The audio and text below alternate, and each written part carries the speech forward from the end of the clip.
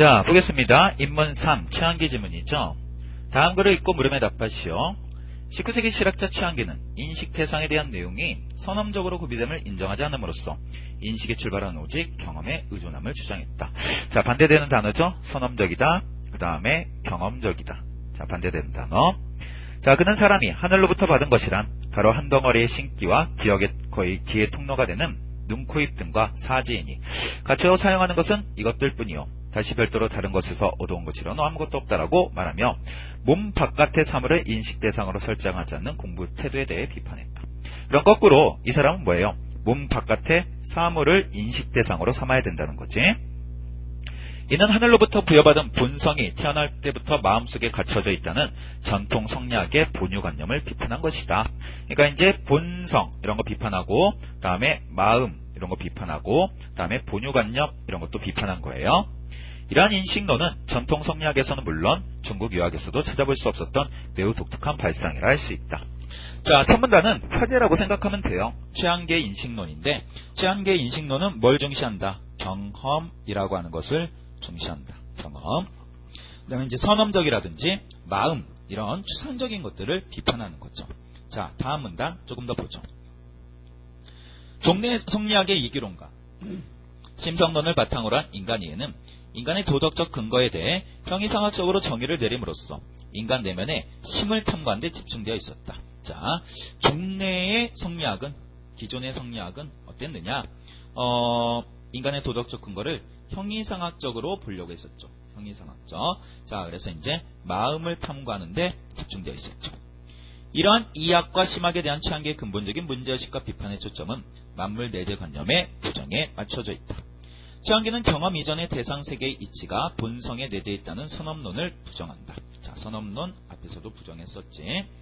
최한계는 인간의 본성이 선험적 본성으로 물들어 있지 않은 텅 빈 거울과도 같다고 보았으며 경험을 통하지 않은 어떠한 인식도 인정하지 않았다. 계속 뭘 중시하는 거예요? 경험을 중시하는 거죠. 이렇게 자꾸 미끄러지지. 따라서 인식의 목적을 본성의 자각과 인성에 도해에 두고 있는 기존의 심성론에 반대했을 뿐 아니라 도가나 불과 같이 경험을 벗어난 일체의 세계를 숭상하는 모든 사상과 종교를 비판했다. 그는 인간의 내면에 모아뒀던 관심의 시선을 인간 외부로 돌려 세상의 모든 이치를 낱낱이 알고자 했다. 자, 그러니까 지금 이 사람은 본성을 자각하는 것, 인성의 도야 이런 것들 비판했죠. 다음 불가나 도가 같은 것들도 비판했어. 왜? 경험하지를 못했으니까. 신선세계 있어? 없죠. 다음에 극락세계 있나요? 경험한 사람이 없지. 자, 그래서 인간 내면에 모아졌던 이 모든 것을 인간 외부로 이제 돌리게 됐다. 자, 이런 얘기예요. 자, 그래서 여기에서는 주로 나오는 얘기가 기존의 성리학들이 얘기하는 것과 반대되는 최한계의 최의 인식론. 자, 기존의 이제 성리학은 좀 추상적인 거, 관념적이라고 한다면 최한계의 인식론은 좀 경험적인 거. 자, 이런 것들을 바탕으로 하고 있다. 경험적 이런 것들을 알 수가 있죠. 자, 그 다음 볼게요. 최한계의 인식론을 살펴보면 자, 이제 좀 더 구체적으로 설명해야 되겠지. 최한계의 인식론. 우선 인식을 주관하는 신기. 자, 신기라는 게 있고 인식 자료를 알 수 있는 인식 대상으로서의 체험, 대상이 있어야 되겠죠. 그리고 신기와 인식 대상을 이어주는 매개 역할로서 재규제초, 매개체, 재규제초. 인식의 세 요소를 구성하고 있다. 신기란 뭐냐? 모든 존재의 근원인 기로서 만물에 부여되어 소통을 가능하게 하는 것. 재규제촉, 이 재규제촉은 눈, 코, 입, 귀 등 인체의 9구멍과 온몸의 촉각을 포함한 모든 감각기관. 자, 신기의 인식작용은 크게 3단계. 자, 여기서는 또 다시 단계로 나눠서 보고 있네요. 첫 번째로 감각기관을 통해. 자, 첫 번째. 인식 대상으로서 경험적 자료를 수용해서. 자, 경험적 자료들이 있겠죠? 이런 것들을 수용해서 신기에 습엽되는 거죠. 자, 두 번째. 신기에 습엽된 자료들을 미루어 헤아려 새로운 지식을 형성하는 것. 다음에 마지막. 두 과정을 거쳐 형성된 지식을 다시 외부 세계에 적용해 증험하는 과정. 자, 그러면 지금 여기에서는 주로 얘기하는 게 구성 요소하고 구성 요소. 자, 3가지죠. 자, 첫 번째는 신기. 자, 다시. 자, 신기에서 이제 대상, 자연이 있겠죠. 이거를 연결해 주는 게 뭐야? 재규제촉. 것이라고 하는 거죠. 자, 그 다음에 이제 또 뭐에 대해서 얘기하고 있다? 단계. 자, 첫 번째는 경험하는 거야. 대상을.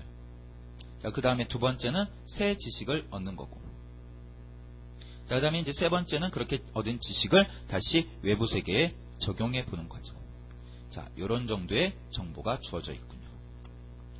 자, 정보 확인하는 겁니다. 구체적으로 최한계의 인식론을 설명했으니까. 자, 그러면 그 다음 문단 볼게요.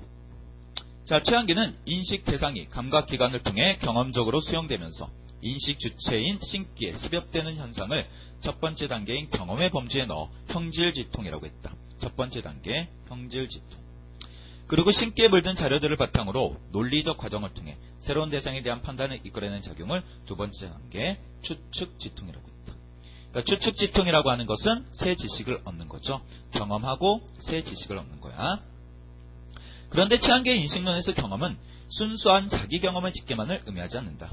자, 최한계는 옛사람들의 활동을 통해 얻은 경험도 수용되어 있음을 주장했다. 그러니까 자기 것만이 아니라 옛사람들을 통해 얻은 경험도 수용하는 거죠. 즉 사회 구성원들이 독서나 그 밖의 활동을 통해 동시대 내지 전시대의 경험과 관념을 교환 또는 계승함으로써 인식의 진보가 가능함을 주장한 것이다. 자, 첫 번째 단계. 자, 우리가 이제 이 단계에서 첫 번째 경험하는 단계를 형질지통, 두 번째 단계 새로운 지식을 얻는 것, 추측해보는 거죠. 추측지통. 자, 그런데 여기에서 경험은 자신만의 경험이 아니라 옛사람들의 경험도 들어간다. 이렇게 보시면 돼요. 자, 그러면 마지막 문단 봅시다. 자, 이제 세 번째 단계가 남았죠. 그런데 최한계에게 인식 과정은 추측에서 끝나는 것이 아니다. 인간 내면에 본유하는 어떠한 선언적 절대가치도 인정하는 최한계의 입장에서 볼 때 추측의 과정은 항시 주관적으로 흐를 소지가 있으며 따라서 판단의 오류를 범할 우려가 있다. 그러므로 추측에는 반드시 증언이 따라야 된다. 이제 세 번째 단계 증언이죠. 추측지통을 통해 알게 된 지식인 추측지리가 유행지리의 일치함을 증명한다고 본 것이다. 그러니까 여기서 이제 기준이 되는 게 바로 뭐예요? 유행지리라고 하는 거네요. 그의 주장에 따르면 증언의 기준이 되는 유행지리는 사물의 객관적인 법칙이기 때문에 유행지리에 부합하는 것은 오류가 있을 수 없다. 유행지리의 성격, 사물의 객관적인 법칙.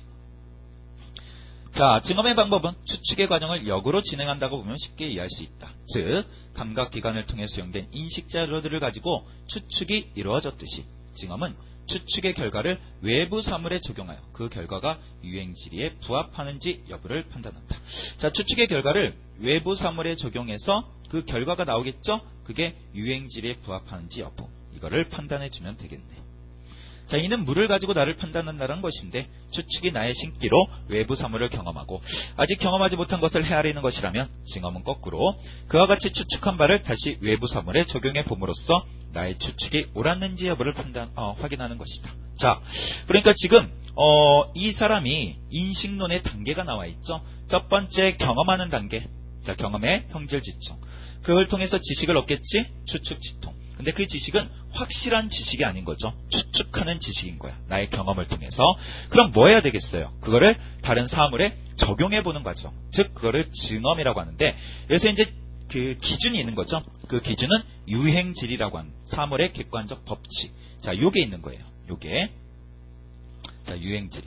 사물의 객관적 법칙. 자, 그래서 내가 추측한 결과를 외부 사물에 적용해서 그 결과가 유행질이, 즉 사물의 객관적 법칙에 부합하는지 여부를 판단하면 그러면 이게 나의 지식이 되는 거죠. 확실한 지식이 되는 거야. 자, 이런 식으로 자, 최한계 인식론에서의 구성 요소와 최한계 인식론의 단계, 자, 이런 것들을 여러분들이 판단하면 되겠어요. 자, 여기까지입니다.